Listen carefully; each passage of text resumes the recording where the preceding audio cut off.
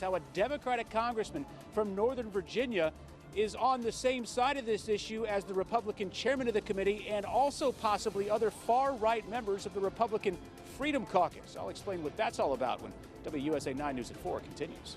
Once you get to that point, roll down the window, let that Chesapeake Bay breeze blow into your car, let the anxiety and stress melt away because you're going to the beach this weekend. That vote on the RFK bill is expected to happen about 6:30. Just in the past 20 minutes, though, I was inside of the House gallery for debate. I'm going to put that in quotes, debate on this measure. There were literally only about 20 people on the House floor. So just grab a couple of things, bring them out. Great for the environment and great to free up that space in your house. You know you want it back. You've had like 900 donuts this morning, and he is on fire. D.C. Councilmember Brooke Pinto joining us now to discuss all these developments that we've seen unfold today. So, Councilmember, I'm slightly confused. Is it 1773 or 2023? I feel like Congress is still treating D.C. like a colony. Your reaction to what you've seen today? Funding the government, avoiding a shutdown. Next Friday, the deadline to pass these spending bills, or the government's going to shut down. Do you feel like House Speaker Mike Johnson is looking for a bipartisan path forward, and just straight up scale of 1 to 10, your confidence that Congress can avoid a shutdown? All right, so let's ask the question. At this point, who does have confidence in Dan Snyder? If there's an actual answer, seriously, tweet me at Adam Longo TV. But here's an interesting quirk. Most legislation in the Senate requires a 60-vote threshold to pass, the filibuster rule. Not this one. Only a majority, 51 votes, are needed to pass. For the new FBI headquarters, this has been a project in the works now for 14 years. Ever since then, FBI Director Bob Mueller walked into Steny Hoyer, the congressman from Maryland's office, back in 2009. This has been up for discussion because the J. Edgar Hoover building, according to all parties involved, is completely falling apart. You've got delays here on 295, 695. Stay away from a car. And if you're waiting for somebody to come home right now, just know it's going to take them a little extra time, and they're not going to be in a good mood when they get there. It's so easy to see, Delia, why they take it so personally, and many of those folks might end up in the jury pool when and if this case ends up going to trial. Delia Gonzalez with us on Capitol Hill. Delia, thank you so much. Now, as for how this arraignment and the former president's movements around town have affected working D.C. today, let's check in with traffic specialist Lindsay Nance. And Lindsay, now that the former president has left, does Kevin McCarthy have the votes at this moment to become speaker? That's what we're waiting to confirm. Literally, this is unfolding as we speak right now in this moment. But first, I want to take a couple seconds to show you how we got to where we are right now. Okay, so look, here's the Capitol Police is literally coming through right now. Move to the side, Mike, move to the side. They're coming through and they're clearing the street of the protesters right now. So it looks like, so the protesters had started to just clear themselves. Now Capitol Police seeing their moment, making their move. Try traveling with a jar of peanut butter. They don't like that either. Do you travel with a jar of peanut butter? I did once. They took it away. Never again. They and their families need your help. Listen, our phone bank, USO volunteers, they're taking your calls right now. As somebody who made my way through college, waiting tables for 5 years over 3 different states, tips are crucial. They're important. Your servers depend on them. Not tipping at all is an outrage. Here is the big problem.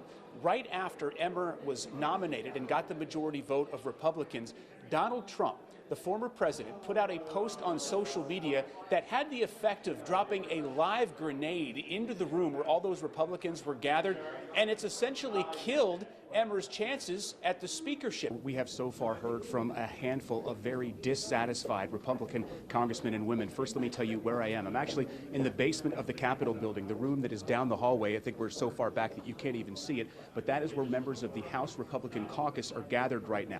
Clean as a hound's tooth, says Republican Tim Burchett of East Tennessee. We will see, because it's going to take 217 Republican votes to secure the speakership. Let's talk about the concerns real quick, Attorney General. Let's talk about the concerns in the Senate, that all it takes is 2 Democrats to cross over and join the 49 Republicans who have sponsored and co-sponsored this legislation. This could potentially reveal that the problem with fentanyl is a lot bigger than any of us know about. If there's additional overdose deaths that just haven't been categorized as fentanyl deaths, right? So let's jump in our time machine, Doug. Let's go back to 1988, Super Bowl Media Day. You're getting questions, I'm sure, out the wazoo. What's it like to be the first black quarterback? What's it like? What's it like? I mean, did you ever foresee a time in the future where we'd have two black quarterbacks facing off against each other? Good evening. I'm Adam Longo, and this is Future Band DC. We're going to be talking about a cultural exchange program that is bringing DC's go-go music to Cuba. So what do you think? We're coming into a brand new season. Are you feeling optimistic, not only about the direction of the team on the field, but off the field as well? I want to tell you the story of this bag, though. This belongs to Gabriella. I texted her, right, because her number's on the bag. She was stuck in Dallas with her fiance. She's getting married up here in the D.C. area this week. Her bag left behind. They rented a car from Dallas and drove up here to make it in time for their wedding reception. She says a family member is coming over to the airport to pick up this bag. From one of my sources on Capitol Hill, I was able to get my hands on this report where a GSA executive overruled the 3-member site selection panel. You tell them what menu you want. You have 3 options, right? You've got vegetarian, you've got seafood, and you've got meat. You're gonna get a 4-course meal. You have no idea what's gonna be on it, and that's kind of the point of the whole thing. Let's go, DC! We've got a new owner. You're not going anywhere. We've got a new owner of the Washington Commanders. The Nats won tonight, and the U.S. women just won their first-round match. So as we listen to holiday music here at the National Christmas Tree Lighting Ceremony, it is certainly not the most wonderful time of year if you work at the GSA, because they are caught in the middle of this right now, being pulled by delegations on both sides of the Potomac River. There was a massive police presence. That now has since evaporated as law enforcement now begins to expand their search for this very dangerous suspect. We're with Democratic Congressman Jamie Raskin of Maryland, who is a member of the January 6th committee. He's rushing off for other business and votes right now. But Congressman, it's critical for folks in our area to know what the work product is going to be of the January 6th Commission, because so many of them were affected by that day. And to see my friends and former colleagues pour their hearts out on social media while at the same time having to go on live television to report on the murder of one of their own, it's heartbreaking, it's tragic, and it really hurts a lot. The biggest takeaway from all of what happened today is this. Maryland leaders, Maryland politicians say, it's over. We won. There's nothing more to talk about. While politicians in Virginia, leaders on the other side of the Potomac, a lot of buzz this time of year around D.C., and that's because of these guys swarming in a lot of places that, well, they really shouldn't be hanging out. So here we go. This is the JetBlue flight right down here. It's lined up on runway 4. You just heard the controllers clear them for takeoff. But just 14 seconds earlier, a controller had cleared the Southwest flight here to cross runway 4 and line up over here on runway 1. So 19 seconds after JetBlue was cleared to take off, controllers, as you heard, ordered them both to stop. Now, in aviation speak, they call this a near miss, but the planes didn't come closer than 300 feet, about the length of a football field between them. More than 4,000 kids in Maryland in the foster care system, and when any of them are abruptly taken out of a home or have to be put somewhere else, this is what they're given to put all of their personal belongings in: a trash bag.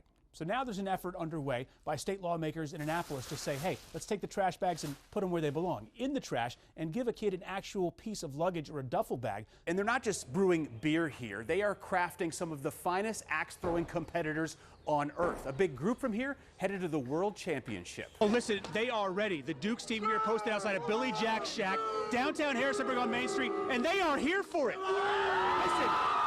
Let me tell you something about this team. All right, so again, this team going the farthest it's gone in the tournament since 1983. Only their second appearance now, going back to 1994. And now you guys know what's next. On Sunday, the Dukes have a date with Duke, the Blue Devils, and you better be sure that this team from Harrisonburg is going to give the Blue Devils some hell.